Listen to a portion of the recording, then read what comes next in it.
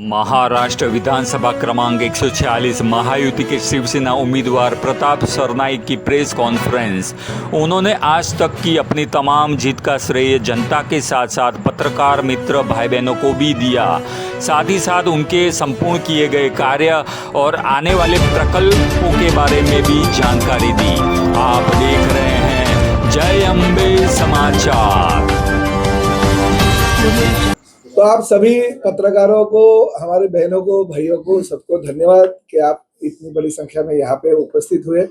और खासकर मैं आप सभी लोगों को इसलिए धन्यवाद देना चाहता हूँ कि 2009 जिस वक्त मैं शिवसेना भारतीय जनता पार्टी युति का उम्मीदवार था, 2014 जिस वक्त शिवसेना और भारतीय जनता पार्टी की युति टूटी, फिर भी मीरा भाईंदर और ठाणे की जनता ने फिर एक बार मुझे विधानसभा में दूसरी बार भेजा।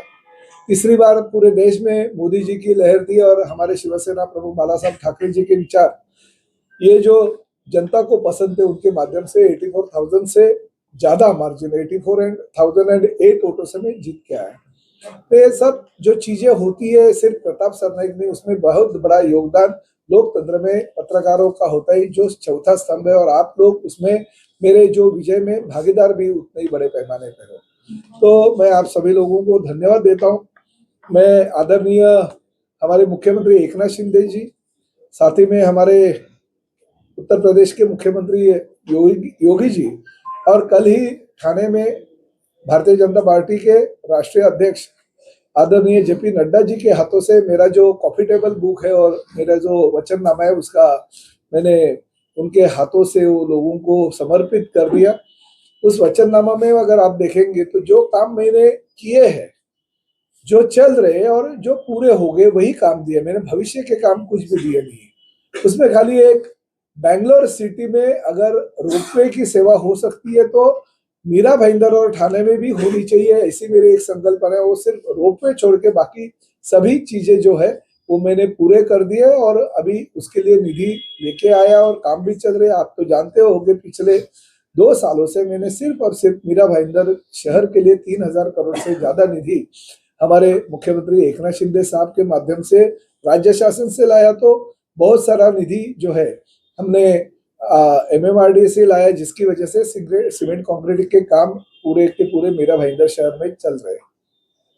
मैं श्रेय लेने की कोशिश नहीं करता हूँ, मुझे मगर अभिमान है कि मेरे ही कार्यकाल में सूर्या डैम का जो पानी का योजना थी, वो हमारे आदरणीय मुख्यमंत्री उस वक्त के देवेंद्र जी फडणवीस साहब, हम लोग पीछे पड़े और वो योजना मंजूर हो गई ताकि 218 MLD पानी ये हमारे मीरा भाईंदर शहर को मिल जाएंगे। मगर उसके इंटरनल जलवाहिनी डालने का जो 520 करोड़ का निधि है, वो मैंने मेरे कार्यकाल में मंजूर कर दिया। उस वक्त मुख्यमंत्री एकनाथ शिंदे जी थे और एकनाथ शिंदे जी के कार्यकाल में वो 520 करोड़ रुपए का काम मंजूर करके शहर में पूरे बड़े पैमाने पे जो इंटरनल पाइपलाइन घुमानी पड़ती है उसका काम शुरू हो गया। तो अगले साल वो पानी वितरण व्यवस्था का काम पूरा हो जाएगा और लोगों को पानी मिलेगा। आपको पता है कि मेट्रो तो बहुत साल पहले हमारे देवेंद्र जी मुख्यमंत्री थे तभी मंजूर हो गया था, काम भी चल रहा था। मगर उस मेट्रो के बीच में कुछ टेक्निकल चीजें थी, तो मैंने उस वक्त के कमिश्नर राजीव और जॉइंट एडिशनल कमिश्नर सोनिया सिटी जी को बताया, जो विधिमंडल में मैंने आवाज भी उठाया था उसके बारे में, कि अगर नागपुर में मेट्रो का एलिवेटेड अगर ब्रिज हो सकता है, रास्ता हो सकता है, तो मीरा भाईंदर में भी होना चाहिए। और उस माध्यम से मीरा भाईंदर में एलिवेटेड ब्रिज हो गया और उसका लोकार्पण भी हो गया। बाकी का काम तो चल रहा है, मगर काम इसलिए स्लो हो गया क्योंकि मीरा भाईंदर में डोंगरी में जो अभी कारशेड को सैंक्शन मिल गया, उसके पहले राई मुर्दा मोरवा में कारशेड का आरक्षण डाला था और लोगों का, खासकर हमारे किसानों का, भूमिपुत्र का विरोध था, इसलिए वो कारशेड वहां पे हमने शिफ्ट कर दिया और डोंगरी में ले गए। उसकी निविदा प्रक्रिया पूरी होगी और जगह पे अभी काम भी चालू हो जाएगा।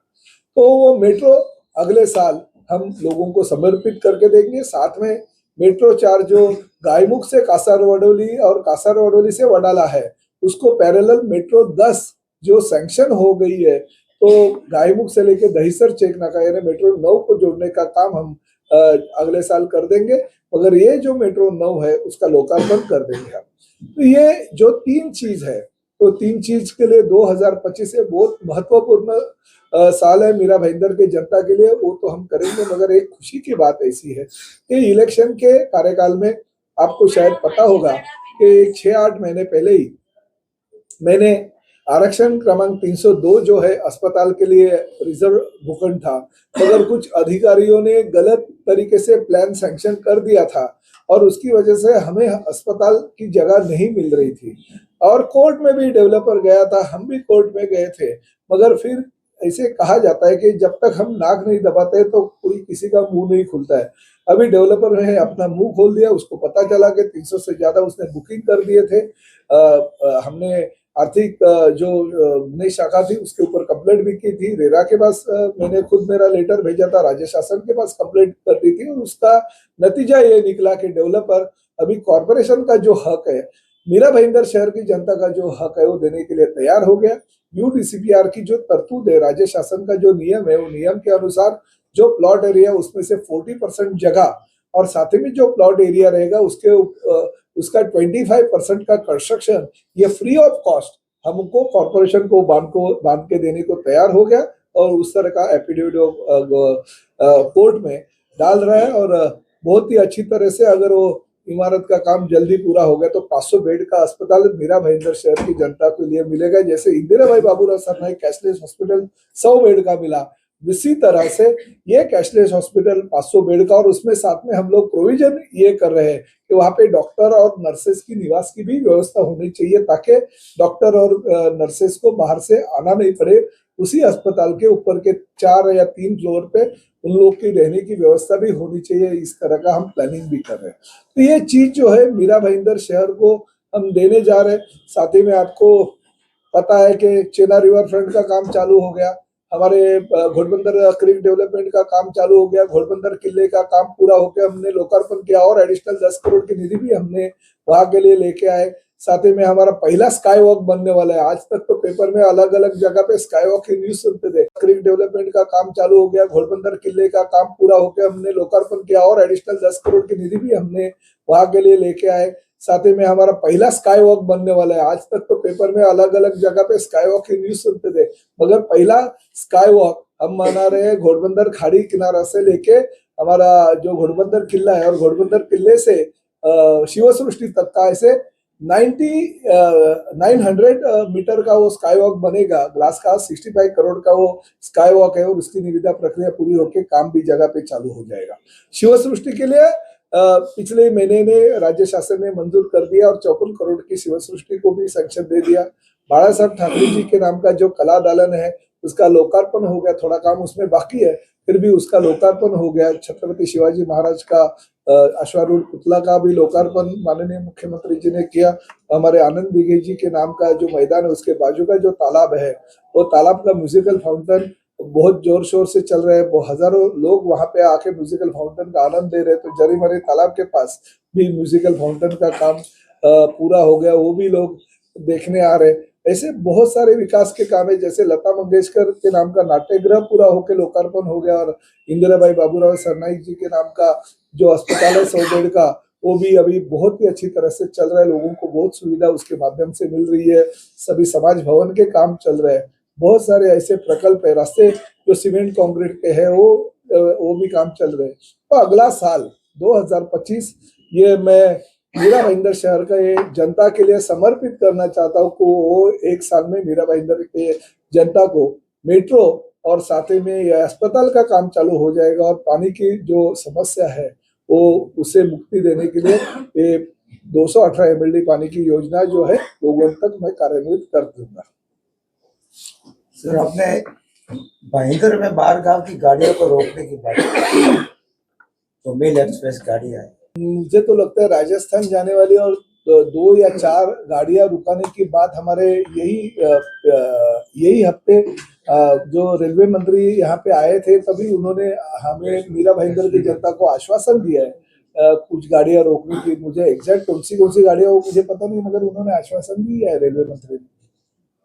सर, जैसे आपने कहा कि आरक्षण क्रमांक 302 उसका प्लान सीसी अधिकारियों ने गलत तरीके से पास कर दिया था, तो उन अधिकारियों पे और कमिश्नर पे कार्रवाई करने की मांग आप करेंगे क्या? देखिए, मैं पॉजिटिव आदमी हूँ। आप जो बोल रहे हो एकदम हकीकत है, सही बात है। मगर मैं पहले ये सोच रहा हूँ कि अधिकारियों के ऊपर कार्रवाई तो होनी ही चाहिए, मगर वो मैं बाद में करूंगा, सेकंड फेज में।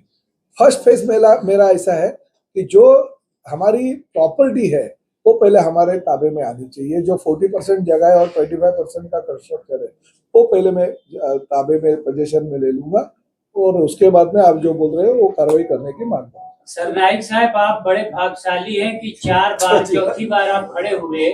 सामने वाले के अता पता लापता रहता है, लोग पूछते हैं कि सामने कौन खड़ा है। तो जीत तो आपकी निश्चित है, लेकिन कितने रिकॉर्ड पतों से इस बार जीतेंगे, ये क्या अनुमान लगाएं? देखिए, मैं आपका चैनल हमेशा देखता हूं और आपकी आवाज भी मुझे बहुत पसंद है। जिस तरीके से आप न्यूज बताते हो ना, बहुत ही पसंद है। और मैं लोगों को भी, मेरे गाड़ी में बैठते ना, उनको भी सुनाता हूँ किस तरीके से आप लोगों को आपके चैनल के माध्यम से आपकी न्यूज दिखाते हो।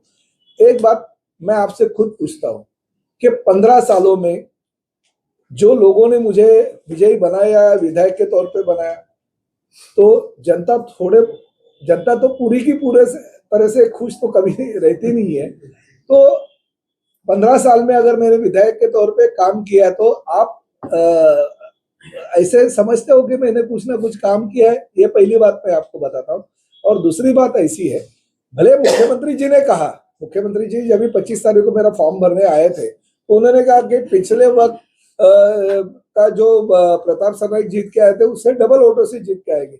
मगर मैं ये कहना चाहता हूँ, ओवर कॉन्फिडेंस कभी कौन से भी इलेक्शन में होना नहीं चाहिए, क्योंकि ये युद्ध भूमि होती है। तो मुझे ऐसे लग रहा है कि लोगों का आशीर्वाद ऐसा ही बरकरार रहेगा तो 1 लाख से ज्यादा वोटों से भी जीत। नरेश मरेना ने प्रेस कॉन्फ्रेंस की थी और उन्होंने कहा कि 1 लाख मतों से जीतना तो छोड़ दो, मैं उल्टा 15,000 वोटों से जीत के आऊंगा। उस पर क्या कहेंगे? देखिए, वो तो उनको कहना चाहिए। वो अगर नहीं करेंगे, उनके पीछे जो 2-4 लोग दिखते वो भी नहीं दिखेंगे।